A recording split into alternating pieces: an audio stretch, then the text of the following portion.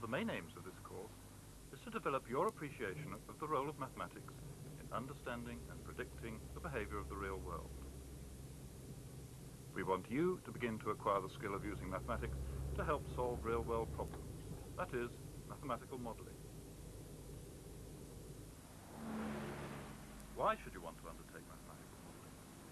One of several reasons is that it could save you money, help you make decisions that affect you personally. For example, buying a car. Right. I've been thinking about changing my car. Model this one then, and save me some money. White car, 6,500, G-reg.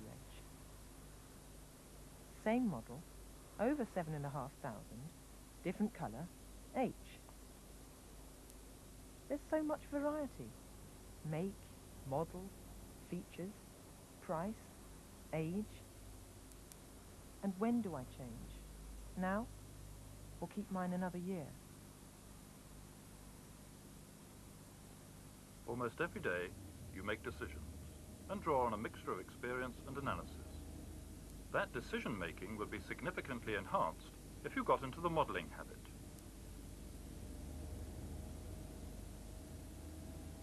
But another reason for modeling is that you might just be intellectually curious, because you want to understand the world. A bus, for example. If you've modeled car purchase, you might wonder whether that same model applies to buying a bus. Suppose you're a bus operator. What's the same? What's different?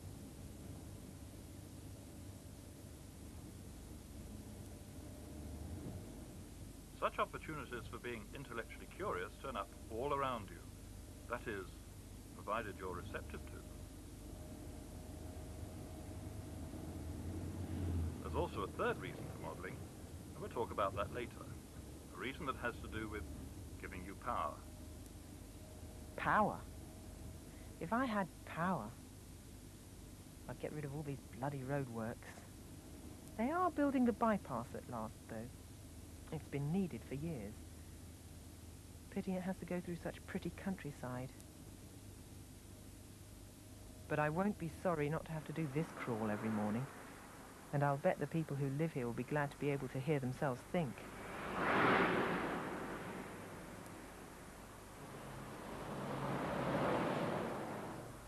If you look at road schemes, for instance, with modeller's eyes, you'll identify lots of modeling problems. Balancing the cost of construction against the time saved by motorists. Predicting changes in traffic flow. Reduction of accidents. And what about the environmental consequences? There are lots of opportunities for modeling there. Okay. There's an opportunity here, Mr. Modeler. Which lane would you choose this morning? It's always a lottery. There's always a tailback at this roundabout. I can't be wrong this morning. I've made up miles.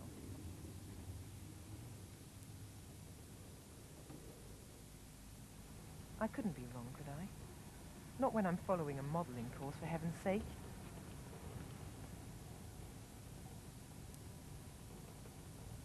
Come on.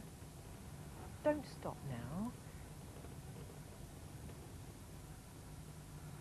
Come on. Come on.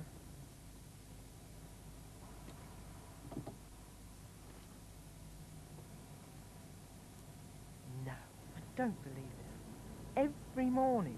Drat.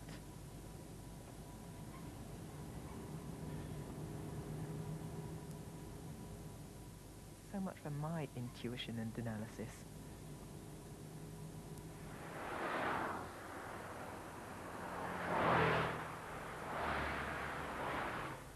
Uh-oh. Here we go again.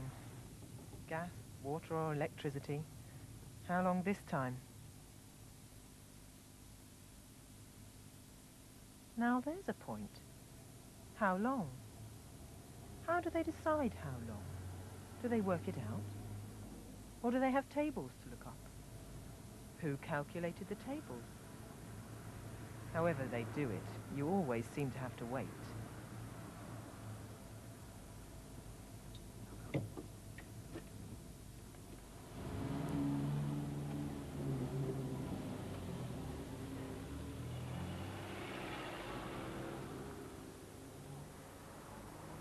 I'm running late now. I think I'd better take a shortcut through the city centre. That means the traffic humps. But they don't slow you too much if the traffic's light. Maybe I can do them at speed this morning.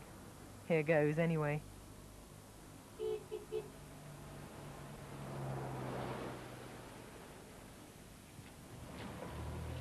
Whatever opportunities you do have for modelling, do remember that, like all mathematics, it benefits from discussion with colleagues. You're going to have to do some modelling in this course, but you don't have to do it unaided. As well as fellow students, people at summer school, and so on, remember that your tutor's there to help you.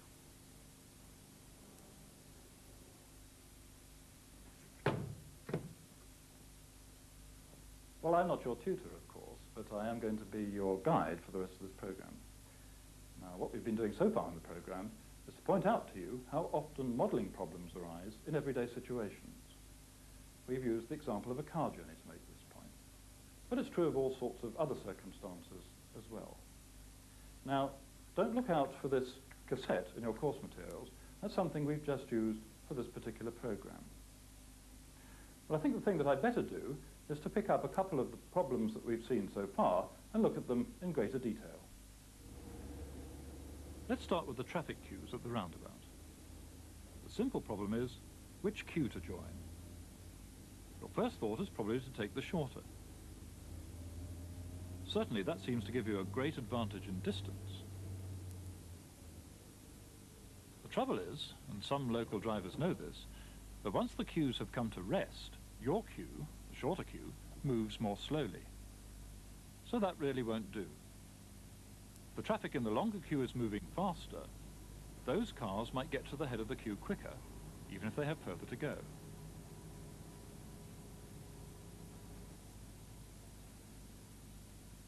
How long will it take to reach the head of the queue? That's easy. It's the length of the queue divided by the speed of the traffic in it. So all we have to do is to calculate that quantity for both the queues and choose the queue for which it's the smaller. So that's simple as a mathematical problem, but it's not at all a simple mathematical modelling problem. The reason is that we now have to collect some relevant data. We need to know the lengths of the queues and the speeds of the traffic. And that's something that it's not at all easy to estimate when you're rapidly approaching the hold-up from behind in your car. In actual fact, what you tend to notice is the difference in the lengths of the queues. You might even estimate it as so many car lengths. And that's not much help because it's the ratio of the lengths of the queues that we want in order to be able to compare that with the ratios of the traffic speeds.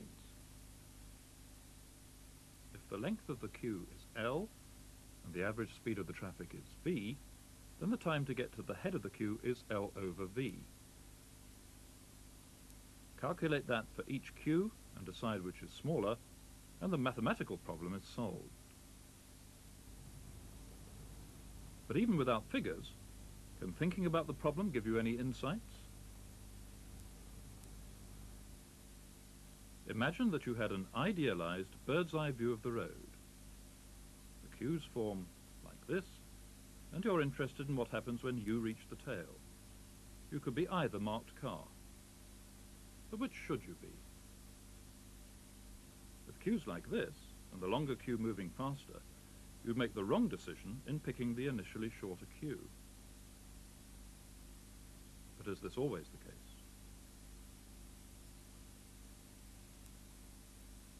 With short queues, and an advantage of, say, 3 cars, it is worth joining the shorter queue. But with longer queues, and the same 3-car advantage, the extra speed of the longer queue outweighs the shorter distance of the other queue.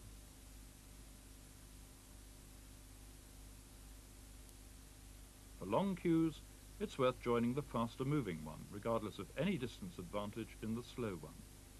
But how long is long? Of course, if you're meeting the same traffic queues at the same time, day after day, then you'll work out some kind of empirical laws what to do. You might say something like, if the shorter queue is back to that lamppost and the longer queue is 6 cars lengths longer, then I take the longer queue. that kind of thing. In fact, if you're meeting the same kind of situation day after day, then I hope that you will take that as an opportunity to flex your mathematical modelling muscles, if you like. Indeed, I hope that you will take every opportunity to look out for mathematical modelling problems. There were lots of such problems in the car journey that we saw earlier. This looks like a pretty featureless stretch of road, for example, but not to the inquisitive modeler. For me, it raises questions about street lamps and about railings.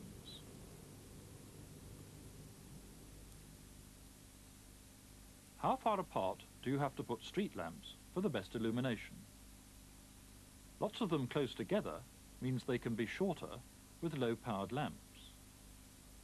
Further apart and taller, you save on posts, but need more powerful lamps. How high could a lamp post be, anyway? Look at the bridge, the moving pattern of black and white stripes in the railings. How is it formed? What would you need to know or measure to predict the speed of the stripes? Do they always move the same way? A new supermarket site. What suggested it was worth building it here? Deciding just where to site a new supermarket development is a complex business. So is deciding how big to make the car park. Do they plan for the maximum number of shoppers or the average? How far will people travel to shop? Do Tesco want to be close to Sainsbury's or a long way away? Asking questions can get addictive after a while, can't it? Traffic humps. What's the safest speed to cross them at? If their purpose is to slow you down, how close together should they be?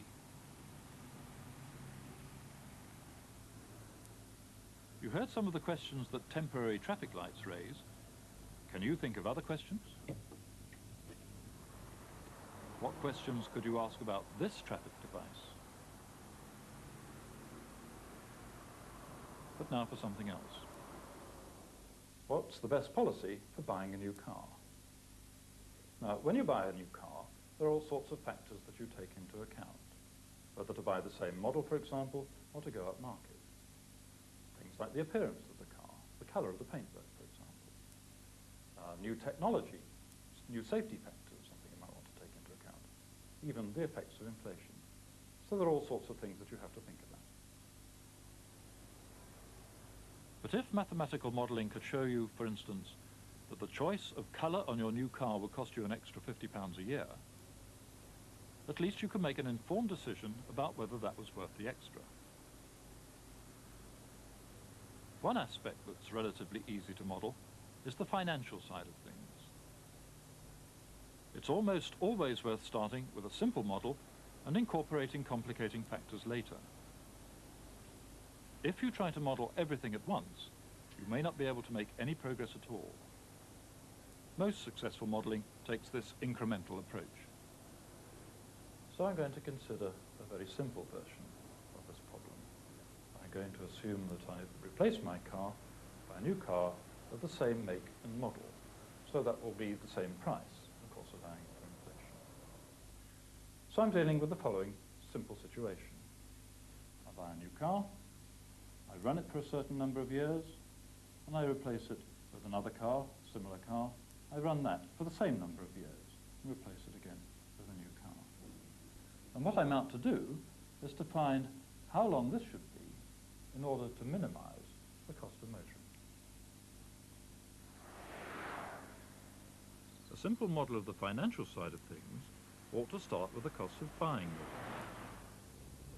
Now that's only a cost in the first year, so it makes sense to spread it, and indeed the other costs we'll consider later, over the years you own the car, to give the average annual cost of motoring. Now there are going to be two variables in my model.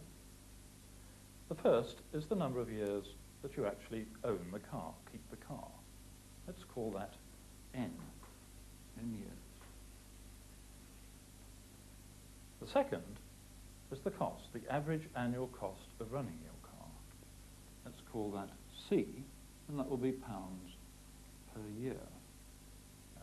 main point of my model is that C is a function of n, and what I'm going to do is to find that value of n which makes C a minimum, and that will tell me when's the best time to change my car. To identify the costs of buying the car, you need to take the purchase price when new, and then subtract what you get for it when you resell it, and then divide by the number of years, n. That contribution varies with age. Now, when a car is new, its value depreciates very rapidly. But when it's older, it tends to hold its value for longer. So that suggests that that contribution to C is a decreasing function of n, so that its graph looks something like this. Here's C, and here's n. Now, of course, if this were the only factor, that would suggest that your best policy was to keep your car as long as possible before changing it. But it's not the only factor, is it? You also have to take into account the day-to-day running costs of the car. And here I'm not thinking so much of things like the cost of petrol or insurance, but of the costs of repairs and of replacement of worn-out parts, because those are the things that get more and more expensive the longer you keep your car and the older it is. So the average annual costs of repairs and replacements will be an increasing function of n. And if we add that to the sketch, that will give us a graph which looks something like that. To find the total average annual running cost, C, what I have to do is to add those two things together. And I will get a graph which looks, I guess, something like that. It's a graph which has a minimum, about here, and that's what we want to locate in order to solve our problem. Well, if I'm going to pursue that train of thought any further, I'm going to have to do some detailed research into the prices of cars and the costs of repairs and replacements and things like that. And I'm not going to do that now. But there are a couple of points about the modelling that I have done. First place, what I've done is concentrated on just two variables, the average cost of motoring and the age at which you sell your car. And I've shown you, at least in principle, how to relate those two things. That would enable me to solve the problem. But notice something that I haven't mentioned. I haven't said anything about what make of car we're dealing with, and I haven't quoted any figures for prices or costs at this stage.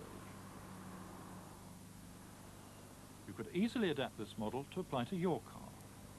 Bus operators could probably adapt it to their needs. It could be applied to second-hand cars. It might even be made to apply to the replacement of other appliances. One of the great powers of mathematics is its generality. Mathematical modelling does often deal with rather specific problems, but that's no reason to surrender generality right from the start. I know it's very easy to think of mathematics as being just what's in the course units, so that when you close the current unit after a period of study, then that's the end of mathematics until the next time. But it needn't be like that, you know. If you cultivate the art of looking for mathematical modelling problems in your everyday life and in your environment, you may find that it turns out to give you dividends in the end. Consider the bypass problem. I promised earlier that we'd return to the issue of modelling giving you power. Let me explain what I mean. There are, to my way of thinking, three important groups involved with the bypass. First, there are those people who definitely want it. The residents, probably, and the motorists. They want the traffic to go away. Their arguments are likely to focus on improved road safety and quicker journeys. Important arguments, but are they powerful ones?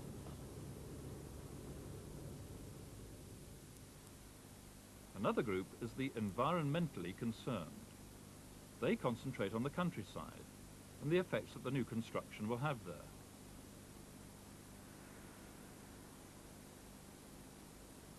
They might want the bypass, but not at any price. They will have an opinion about the choice of route. The third group is the planners, and they will have a model. It will take into account the costs of construction and the potential savings.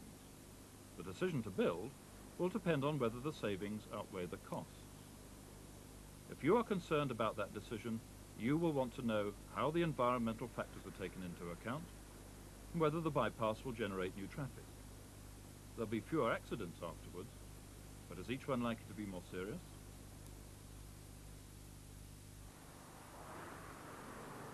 Understanding the planner's model gives you the power to argue convincingly and may lead to better decisions in the future. Mathematical modelling is not just something that you do by yourself. It's also about knowing what other people do. It's about getting a handle on problems. In this program, we've been trying to point out that there are lots and lots of situations in everyday life where a mathematical approach can reveal an interesting new problem or give you a new handle on an old one. There are lots of reasons why an awareness of mathematical approaches to real-world problems is valuable. It may be of personal benefit. It may save you money when deciding whether to buy a new car. It may give you power to influence decisions if you can critically analyze the basis on which they're being made. It may satisfy an interest. And it may while away a little time when you're caught in a traffic queue. Like most skills, mathematical modelling requires practice if you're going to develop mastery. And it's necessary to try simple tasks before you can tackle complicated ones with confidence. The best way to proceed is to look out for opportunities to see mathematical models in your everyday life and to develop simple models for yourself. If you regard mathematics and mathematical modelling as something that's only to be found between the covers of units and textbooks, then I think one thing is sure. You'll forget your mathematics just as quickly as you forget what was in last week's newspapers.